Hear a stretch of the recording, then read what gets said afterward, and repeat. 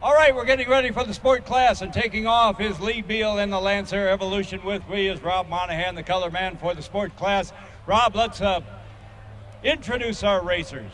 Okay, the airplane you just saw take off, number 55, Tom McNerney, is flying a four-cylinder Lancer 360. He's followed by Dave Morse in his Lancer Legacy. And next off the ground is Tim Cone in Snoopy, another Lancer Legacy. And then we've got Bob Jeffries in his Lancer Legacy, but with 3 fixed gear. And followed by number 22, Rick Bandham in a wonderful looking Glasair 2S.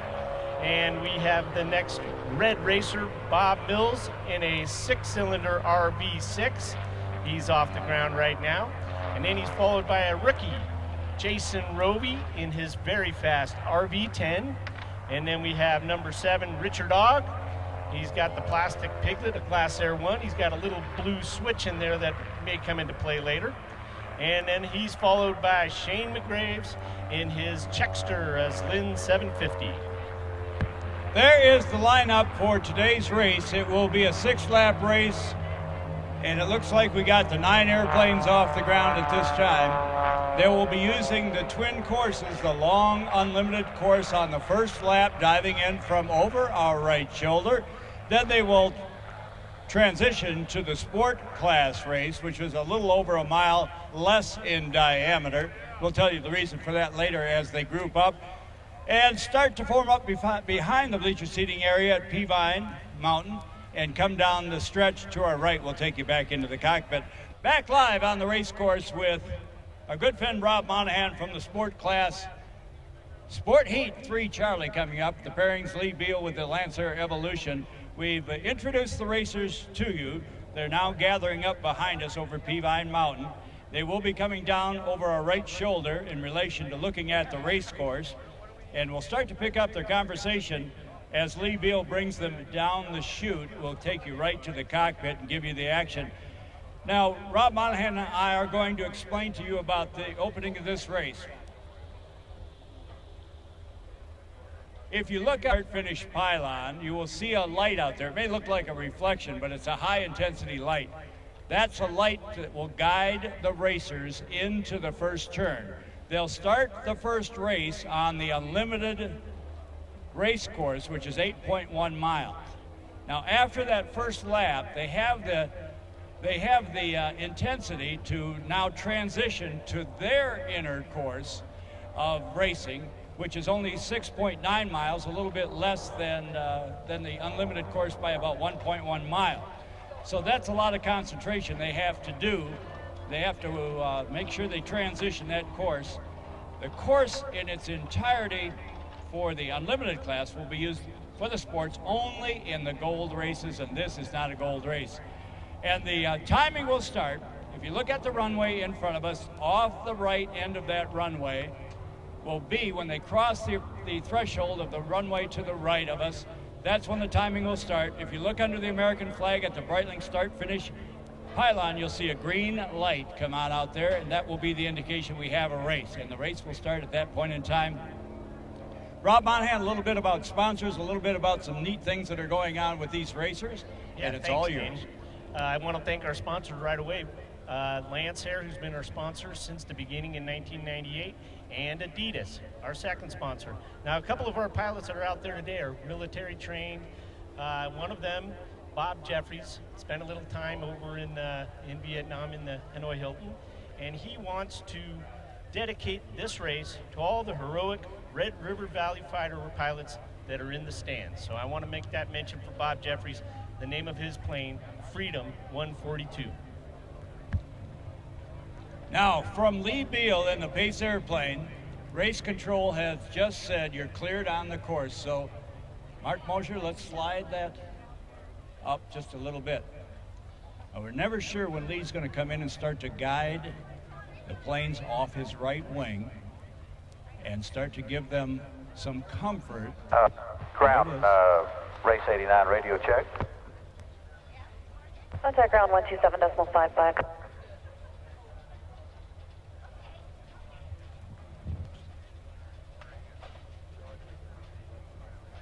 I want to mention one thing about Lee Beal. I was fortunate enough to do the Pylon Racing School this summer, and one of the most difficult things was coming down the chute, staying line abreast with that twitchy hand on the throttle. So he'll keep them calm till the last minute before he releases them. So go ahead and listen in.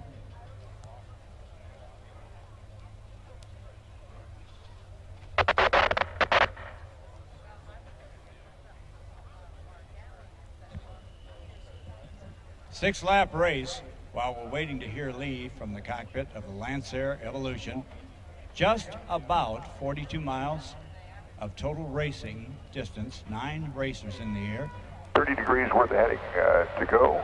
Everybody's looking great. You can start moving it up in anticipation of line abreast. Rob Monahan providing the color, Lee Beal coming from the cockpit. We're going to begin a descent.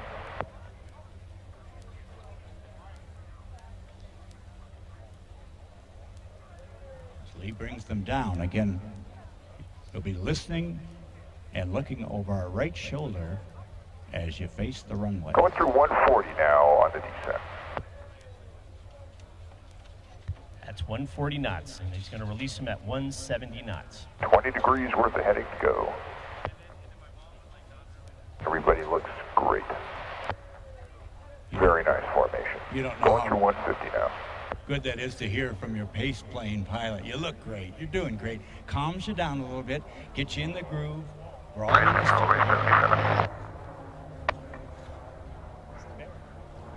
Unlimited race 77, race control. 5 degrees worth of heading to go. 55, you look perfect. 99, you can bring it up. 18, you can bring it up. 142, you can bring it up.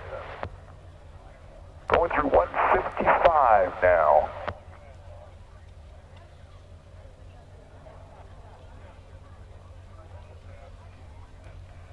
It's perfect now.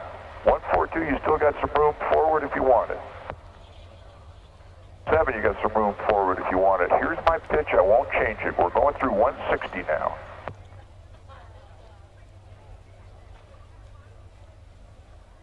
50, you're looking good. You can move it up if you can. Excellent formation. Perfect line abreast. Everybody looks great. There's our release speed right there. Hang in there. We're getting close. Very, very nice. Looks like a picture. Gentlemen, you got a race. You heard it. All eyes up and to the right. Gentlemen, you have a race from Lee Beal. Watch and listen.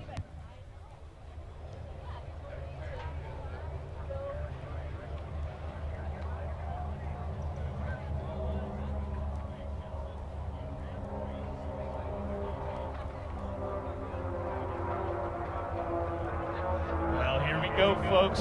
You hear those roaring engines and all that fuel getting burned up. If you notice, the guy in the number 3 position, he had engine trouble in the silver race yesterday, so he has got the whole shot. And our green light is illuminated on the Breitling start-finish pylon. All right, now remember, they're on the unlimited course. They go around this one time, a little over 8 miles.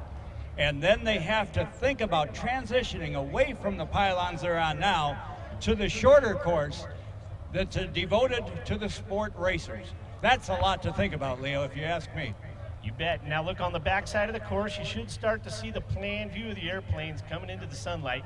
And there we go, folks. And I can tell you right now, Tim Cohn, the guy who was having trouble in the silver yesterday, is slingshotting ahead.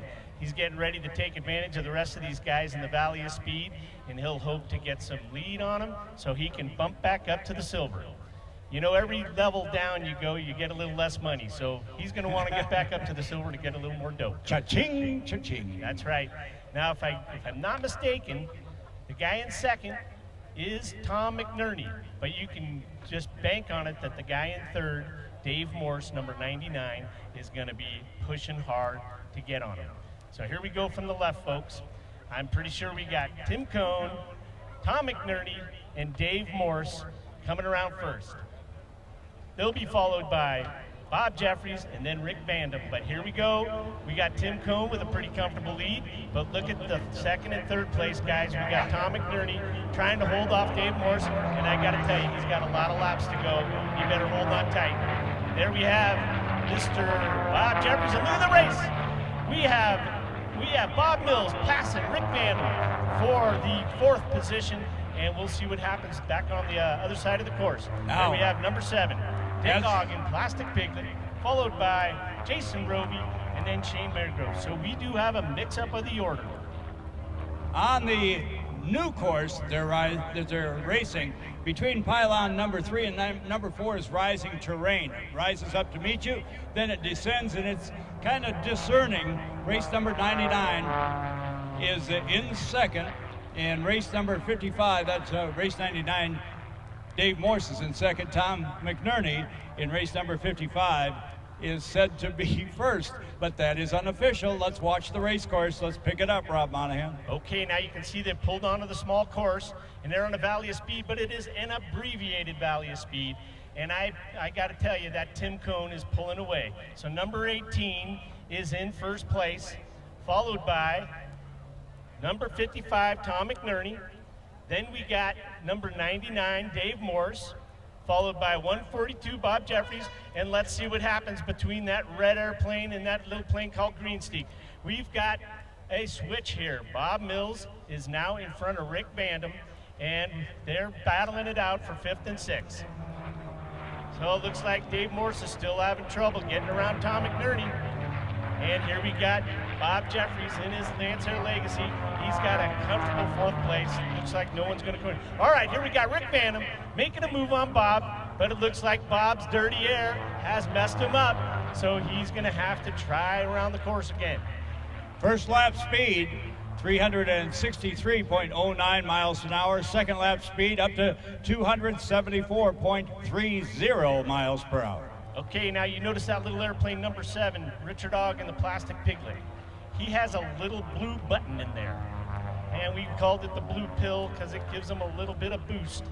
And when he hits that little bit of nitrous oxide, he gets about 20 miles an hour. And Rob, as you predicted, Tim Cohn is making a move on that lap. He was number 1 in race number 18, Clarabelle, followed by race number 55, Tom McNerney.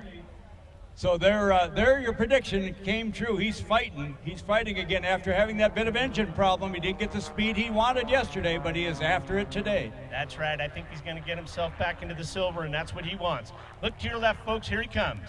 Tim Cohn, number 18, in first place, followed by Tom McNerney, who's got Dave Morse right on his wing. And I tell you right now, Dave Morse is going to make a move, and it might be right here. Let's take a look.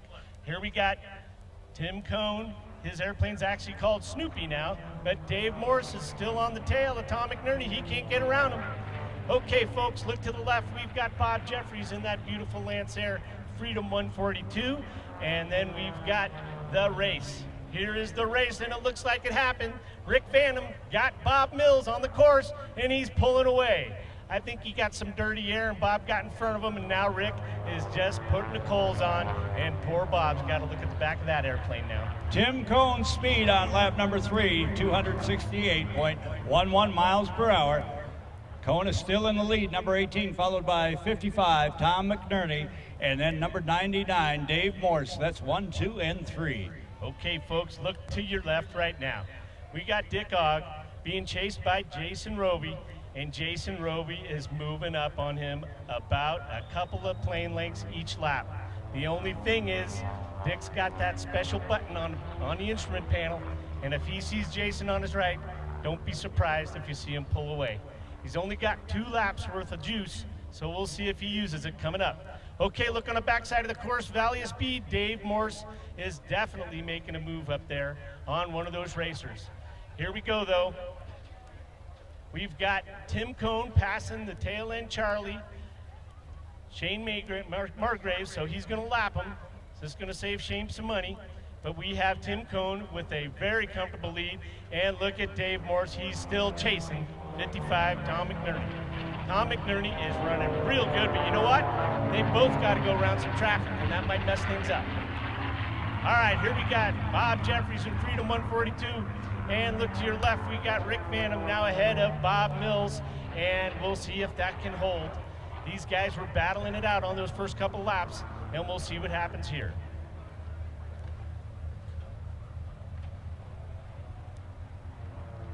That wonderful sound.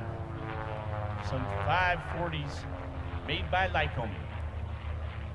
All right, on the backside of the course, looks to me like Jason Roby is making a move on Dick Ogg, and I think he's passed him. We will see on this next couple of turns here, coming up on pylon 7 and 8. Here is the Plastic Piglet on the inside, being passed by Jason Roby on the outside. And after these two cross, we're on the white flag lap. So here we go, folks. From your left, see if Jason Roby can catch him. And uh-oh, I think maybe Mr. 7 has found some additional horsepower. We'll see what happens here, folks. If he pulls away, then that'll be the case. Okay, from your left, we have Tim Cone looking like he's going to take over and comfortably come by here in first place. White flag is flying at the base of the Breitling Tower. It looks like Dave Morse is not going to get around Tom McNerney. I think the fact that Tom's flying a tighter course and making Dave fly around the outside, he's going to hold him off. Here we got number 142, Bob Jeffries. He's got a comfortable fourth place. And then we're going to have to see if Rick Vanham is still in front of Bob Mills, but it looks like we're going to get a couple of laps here. You've got that Shane Margraves in his Lynn 760 coming by here, and he's being chased by Rick Vanham, and I think Rick's going to pass him here on one of the next turns. And Bob Mills is following right behind Rick. I'm sure the same will happen on the back side of the course over here on the right. And if you look down in the Valley of Speed, we've got number 7, the Plastic Piglet, all of a sudden pulling away from Jason Roby. So I guarantee you, folks, he hit that blue button. So let's see what it looks like when he comes by here with a little bit of nitrous. Leader speed on the lap number 5, 276.87, the highest speed for the laps so far. Okay, now look to your left. We've got the Plastic Piglet being pursued by 391 Jason Roby, and I think every time he gets close, Dick hits that little blue button. And it's probably helping a lot, but look, they might get lapped by Tim Cone and Snoopy, and it looks like it's right here. Checker flag is out. Checkered flag is out. They get to save some money. Woo-hoo. Up to cool down. And there we have number 2, Tom McNerney. Dave Morse made a move on him, but couldn't make it. Not quite there. And one more lap, he would have had him. That's right. Maybe. Then we got 142, Bob Jeffrey. He's coming through in an easy 4th place. And then we got Rick Vanham in number 22 coming around 8 and 9. And it looks like he's got a comfortable 5th place. And he's followed by Bob Mills. Their beautiful red RV really sticks out. You can see them all the way around the course. And they should be pulling off up to cool down as well. There we go, 5th place and 6th place. Now let's see what happens on there. You know, the funny thing that just happened, folks, is Jason Roby and Dick Ogg were so into their racing, they didn't realize that they were lapped and could have pulled off. But they're on the backside of the course. We have Jason making a move on Dick. And does he have any nitro left? We'll see if he can hit that nitrous oxide button one more time and keep him away. But it might be kind of a fun ending here to this race, because here they are in the Valley of Speed. And if Dick's bottle ran out, he's out of luck. Keep an eye on the Jumbotron and keep a set of eyes out on the straightaway. That's right, folks. Battling to stay out of last position. That's right.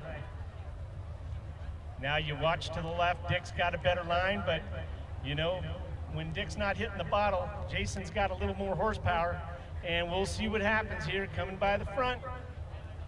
We may have a photo finish here, folks. We've got the Piglet being pursued by Jason Roby, and here it is. He's making a move. Will he get him at the finish? Oh, he's trying. He's trying. He's trying.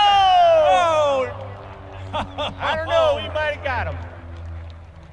That will be determined. I wouldn't want to speculate on that one at all. I got to tell Rob you, Monahan. That's going to take the officials to see who Yes, won that it one. will. Well, I want to thank our sponsors one more time, Lance Air and Adidas. And I'll tell you, these airplanes are so much fun. I want to welcome all of you fans to come down and visit us down on the west end of the field in our hangars, because we have a lot of great pilots and great innovations in these planes. Come down and visit. And Danny, what was the official?